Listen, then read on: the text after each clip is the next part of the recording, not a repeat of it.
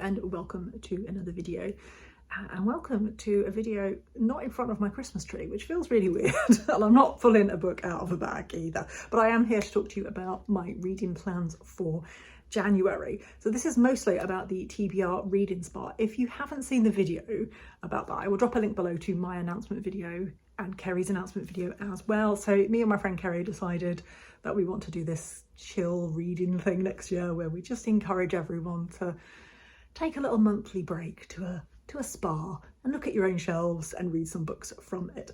And we have some prompts for you to do that. So I thought today I would go through some possibilities of prompts because I'm going to start this on the 1st of January with a new book and I don't know what I'm going to be in the mood for. So I'm going to go through some possibilities, but there's a couple of other things that I'm definitely going to read in January as well. The first thing is the next book for the Thomas Hardy Readalong. Again, there'll be a link in the description box to what that is all about.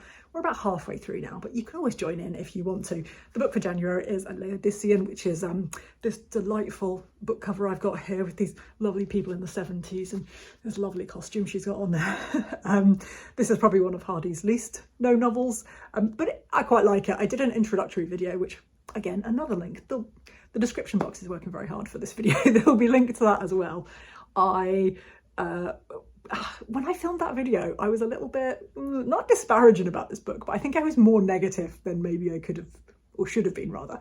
This book is actually quite nice. I quite like it. It just wasn't very well received. Hardy wrote this when he was unwell, dying. He was at death's door. He didn't die, spoilers.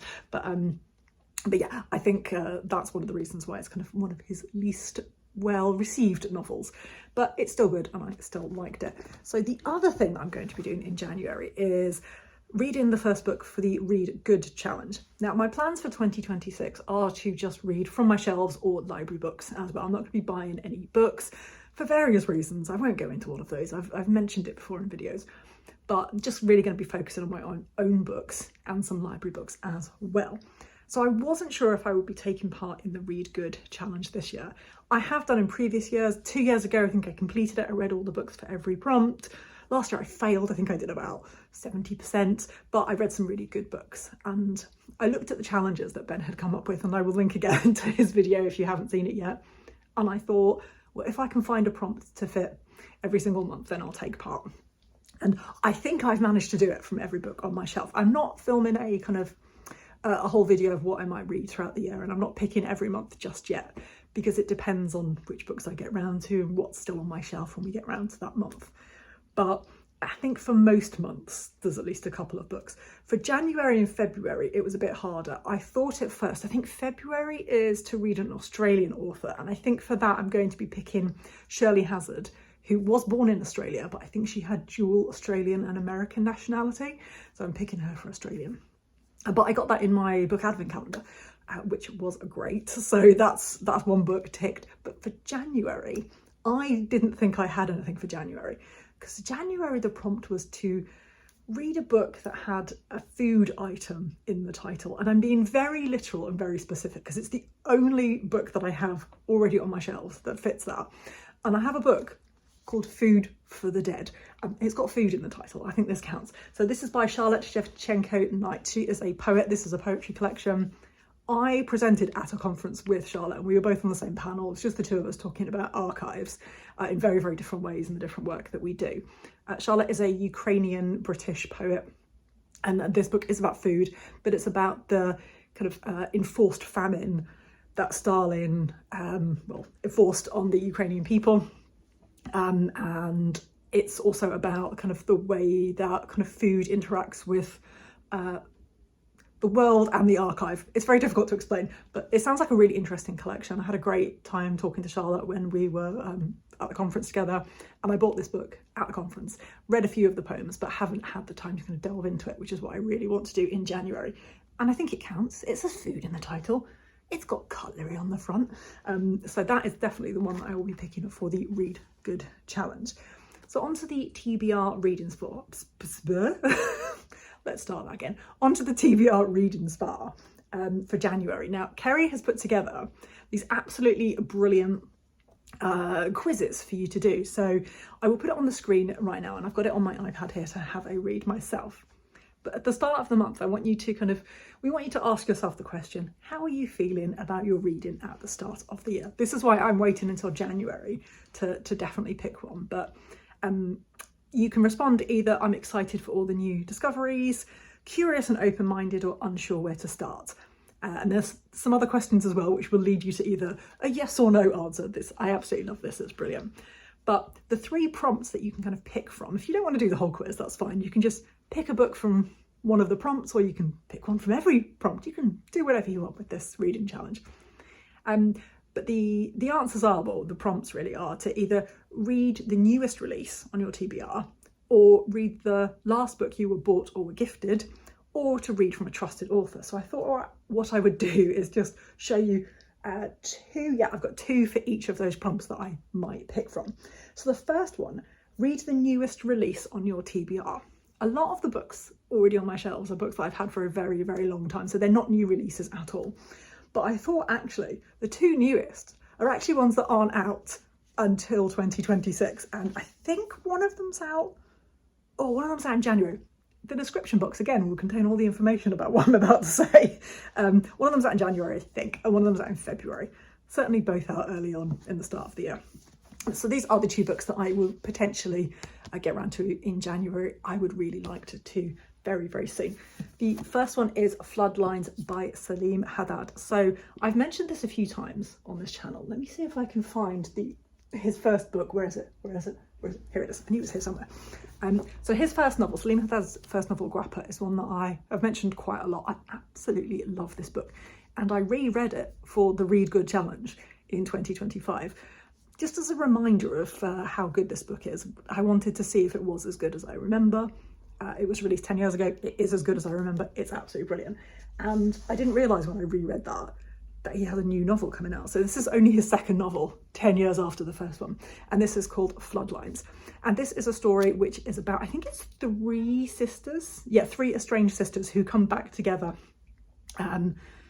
into each other's orbits through the discovery of their late father's lost paintings. It sounds really interesting. And completely coincidentally, the next book is also about 3 women. And this is a completely different novel, but this is a debut novel by Rachel Canwell, and this is called Paper Sisters. This is set in the north of England during the First World War in 1914, and it's about 3 different women who are living isolated on the unforgiving marsh and relentless river. And then their lives are held fast by profound grief, haunted by the spectres of the past, trapped by the looming presence and eerie stillness of a hospital that has never admitted a single patient. It just sounds really intriguing, sounds really interesting, set during the First World War, about 3 different women. It sounds like exactly my kind of thing. I'm really thankful that the author sent me a copy of this. I am really looking forward to reading this, so I might even get around to it before January, but those are the 2 kind of newest releases on my TBR. So the next category is to read the last book you bought or were gifted. Slightly cheating with my own reading challenge, but that's what it's all about. I've got 1 book that I bought and 1 book from the library, because I am allowing myself library books next year. So the book I bought, very niche and definitely for my PhD, but it sounds like it might be quite interesting. I read the first chapter of it, it sounds good. So this is Elman's Joyce, The Biography of a Masterpiece and Its Maker by Zachary Leader. So this is the biography of Richard Ellman's biography of James Joyce. So it's a biography of a biography, and that's very meta, and I love that. It does exactly, I can't describe it anymore, it does exactly what you'd expect from the title. Like I said, I read the first chapter as an ebook from the university, realised the whole thing was probably going to be interesting to me. So I used some of my PhD budget, which is getting smaller and smaller, to buy this very, very hefty, tiny fonted book. Oh, look how small that font is. Oh, Jesus. Okay, it's quite a small font. So this might take me a while. I do need to get around to read this soon, so probably in January. That's the newest book that I have bought for myself.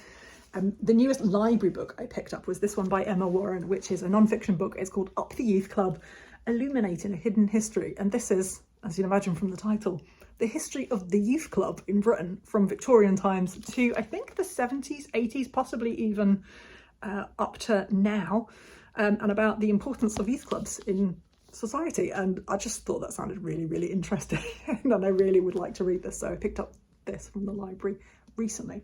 The last possible prompt for the TBR Reading Spa is to read from a trusted author. So I had a look on my shelves and I've got 2 books by an author that I absolutely love and trust, but I still haven't read the books. And they are 2 books by Bing. I absolutely love his writing. My favourite of his books is, I love The Blackwater Lightship. I love Brooklyn and Long Island. But The Story of the Night, I think, is probably my favourite book of his. I absolutely love it. And I have actually tried to read The Magician before, and I DNF'd it. And it's definitely me, because I trust him so much, but I kept it on my shelf. So I've had it for a couple of years, and I really, really want to read it. So interestingly, the 2 books that I have from him unread on my shelves that I've pulled off are The Magician, which is about Thomas Mann, and The Master, which is about, I've completely forgotten, Henry James. So these are his 2 novels, which are about novelists. So they might make a good pairing. Maybe I should read them together. I'm being way too ambitious about my plans for January. So what I'm going to do is, on January 1st, I'm going to have a look at this little quiz that Kerry has put together for our TBR Reading Spa. I'm going to ask myself how I feel about my reading. I think if I were to answer it if I were to answer it now, I would be quite unsure where to go. I think, therefore, I'd have to pick, I'm unsure where to start. And do I prefer to play it safe? Yes, so I would probably end up reading the Convene, because that would lead me to read from a trusted author. But right before I start these books, I'm going to do the little quiz and find out how I feel. So those are my reading plans for January. I would love to know if you are taking part in the Reading Spa, any other read-alongs as well. If you've got any other plans for January, do let me know in the comments below, and I will see you very soon in another video. Thank you so much for watching.